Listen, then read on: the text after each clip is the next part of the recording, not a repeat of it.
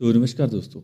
आज की वीडियो में बात करने वाले हैं कि टमाटर की फसल में सबसे ज़रूरी और सबसे सही समय पर कौन से पीजीपी को डालना चाहिए जिससे कि पौधे का विकास अच्छे से हो सके। और आगे वीडियो में दोस्तों आपको ये भी पता चलेगा कि इन फसलों में मैंने कौन से पीजीपी को यूज़ किया और इसका उपयोग मैंने क्यों किया, और सबसे ज़रूरी बात कि दोस्तों इनका उपयोग मैंने किस समय पर किया, जिससे कि दोस्तों इनका रिजल्ट मुझे काफ़ी अच्छा मिला। क्योंकि दोस्तों कोई भी पीजीपी जब हम डालते हैं तो यदि आपने उसे सही समय पर दिया तभी उसका रिजल्ट भी ज़्यादा अच्छा मिलता है, और सही समय पर ना डालने की वजह से रिजल्ट काफ़ी कम हो जाते हैं। और मार्केट में दोस्तों आपको बहुत से पीजीपी मिलते हैं, तो उन सब में सबसे बेस्ट को चूज़ करना थोड़ा मुश्किल हो जाता है। तो दोस्तों आज की वीडियो में कुछ बेस्ट पीजीपी के बारे में बात करेंगे जिन्हें उपयोग के बाद आपकी फसल की संपूर्ण वृद्धि होगी, जड़ से लेकर फूल एवं फलों तक। और आपको उन पीजीपी के बारे में भी बताऊंगा जिन्हें दोस्तों मैं खुद से भी अपनी फसलों में डालता हूं। तो आगे बढ़ने से पहले दोस्तों यदि आपको आज की जानकारी अच्छी लगे तो वीडियो को लाइक ज़रूर से करें, और यदि चैनल पर नए हैं तो सब्सक्राइब भी ज़रूर से करें। तो दोस्तों चलिए शुरू करते हैं आज का वीडियो।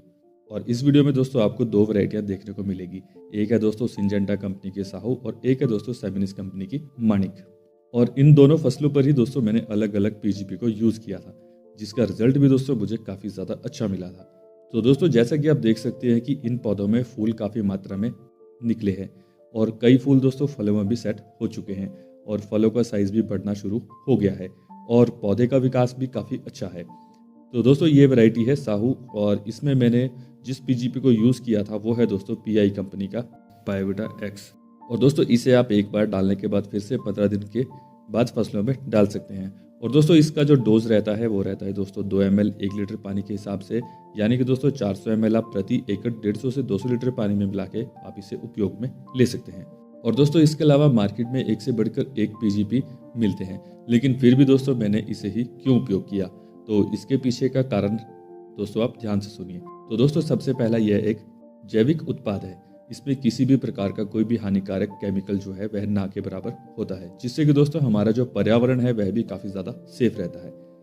और दूसरा दोस्तों इसमें सीवीड एक्सट्रैक्ट होता है, और इसमें पौधे की वृद्धि के लिए सभी ज़रूरी हार्मोन्स भी पाए जाते हैं, जैसे कि दोस्तों auxin, cytokinin, gibberellin, protein, betaines, और इसके साथ में दोस्तों एंजाइम्स की मात्रा भी इसमें होती है। विटामिन और अमीनो एसिड के साथ साथ दोस्तों इसमें 60 प्रकार के अन्य पोषक तत्व जैसे कि दोस्तों zinc, iron, manganese, copper, boron आदि, ये सभी दोस्तों इसमें ऑर्गेनिक फॉर्म यानी जैविक रूप में होते हैं, जो कि पौधे के संपूर्ण विकास यानी जड़, तना, पत्ती, फूल और फल आदि में सहायक होता है।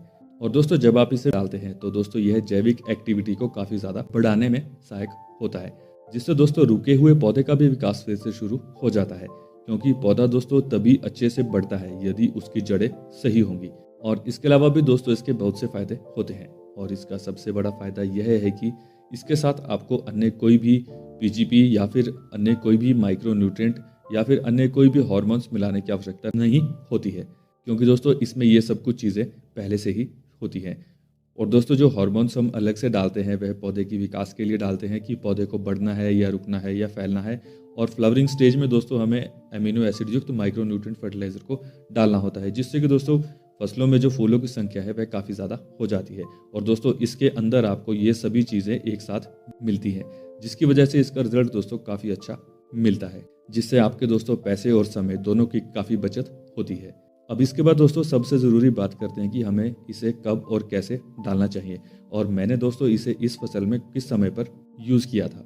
तो दोस्तों टमाटर या किसी भी फसल में 20-25 दिन तक किसी भी अन्य तरह की चीज़ों की आवश्यकता काफ़ी कम होती है, क्योंकि दोस्तों बेसल डोज के रूप में पहले ही हमने सभी कुछ डाला होता है। तो इसकी ज़रूरत फसल में तब पड़ती है जब पौधे में फूल निकलने शुरू होते हैं और पौधे का वनस्पतिक विकास होता है, यानी कि 25 से 30 दिन बाद, और जिसके बाद पौधे का विकास भी ज़्यादा हो जाता है और पौधा हरा भरा भी हो जाता है, और फूलों की संख्या में काफ़ी ज़्यादा वृद्धि होती है, और आपके पौधे में फूल पहले की अपेक्षा में काफ़ी ज़्यादा देखने को मिलते हैं। और इसे दोस्तों शुरुआती समय से उपयोग करने पर पौधे की जड़ें और तना काफ़ी ज़्यादा स्ट्रांग हो जाते हैं, जिससे कि पौधे को सभी ज़रूरी पोषक तत्वों को अवशोषित करने में काफ़ी ज़्यादा आसानी हो जाती है, और जिसका रिजल्ट दोस्तों हमें फूलों, फलों और पौधे के विकास के रूप में देखने के लिए मिलता है।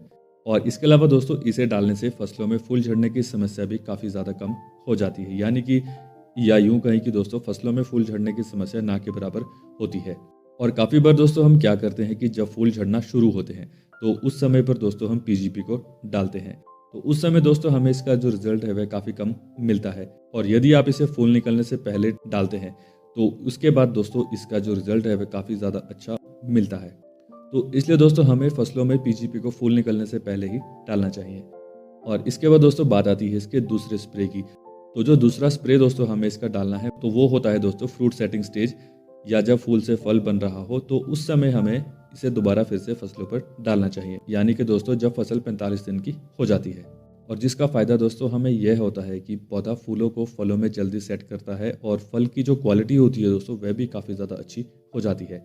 और इसके बाद दोस्तों जो इसका तीसरा स्प्रे यानी 15 दिन के बाद आपको इसे फिर से फसलों पर डालना चाहिए, यानी कि दोस्तों जब आपकी फसल 60 दिन की हो जाए तो उस समय दोस्तों हार्वेस्टिंग भी जो लगभग है वह शुरू होने वाली होती है। तो उस समय दोस्तों इसे डालने से यह फलों के साइज़ को भी बढ़ाने में सहायक होता है और इसके उपयोग से फलों में शाइन भी काफ़ी ज़्यादा आ जाती है और फल की क्वालिटी और शेल्फ लाइफ भी काफ़ी ज़्यादा हो जाती है। और इसके अलावा दोस्तों इसे डालने से फल का जो शेप है वह भी दोस्तों काफ़ी ज़्यादा ठीक रहता है। और दोस्तों इसके बाद जब हार्वेस्टिंग शुरू हो जाती है तो 70 से 75 दिन बाद आप फिर से इसे डाल सकते हैं। और इस समय दोस्तों अगर आप इसके साथ चाहे तो NPK 05234 को भी डाल सकते हैं, क्योंकि हार्वेस्टिंग के समय पर पौधे की सारी ऊर्जा फलों के साइज को बढ़ाने में यूज होती है, जिससे पौधे में आगे का विकास जो है वह रुक जाता है।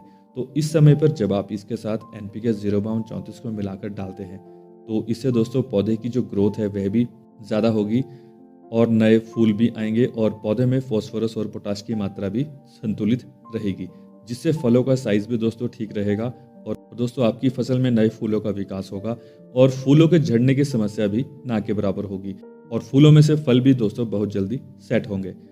अब इसके बाद दोस्तों बात करते हैं दूसरे पीजीपी की, जो दोस्तों मैंने सेमिनिस कंपनी के माणिक में यूज़ किया था।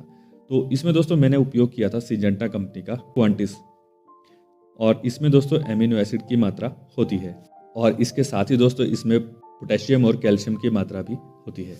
और दोस्तों इसे भी मैंने इस टमाटर की फसल में 25 से 30 दिन के बाद ही यूज़ किया था, जिससे कि दोस्तों पूरे पौधे के विकास के साथ साथ फूलों की संख्या भी काफ़ी ज़्यादा हो गई थी। और इस वैरायटी को दोस्तों मैंने बरसात के महीने में लगाया था, तो जिसकी वजह से दोस्तों इसमें फ्लोरिंग थोड़ी ऊपर से शुरू हुई। लेकिन दोस्तों इसके उपयोग के बाद जो फ्लोरिंग ऊपर से शुरू होने के बावजूद भी दोस्तों इस वैरायटी में फूल एवं फलों की जो संख्या थी वह इसके उपयोग के बाद काफ़ी ज़्यादा हो गई थी। और इसका पहला स्प्रे दोस्तों मैंने इस फसल में किया था 30 दिन के बाद, यानी कि दोस्तों पहला स्प्रे फ्लावरिंग स्टेज पर। और उसके बाद दोस्तों जो मैंने इसका दूसरा स्प्रे किया था वो किया था दोस्तों जब फसल 45 से 50 दिन के बीच थी, यानी कि दोस्तों फ्रूट सेटिंग स्टेज, क्योंकि उस समय फूलों से फल सेट हो रहे होते हैं और पौधे में वनस्पतिक विकास भी हो रहा होता है। तो दोस्तों इसके उपयोग से पौधे का वनस्पतिक विकास भी अच्छे से हुआ और जो फूलों से फल थे वह भी काफ़ी अच्छे से सेट हो गए थे। और इसके बाद दोस्तों मैंने इसका तीसरा स्प्रे जो किया वो किया दोस्तों मैंने 60 दिन के बाद।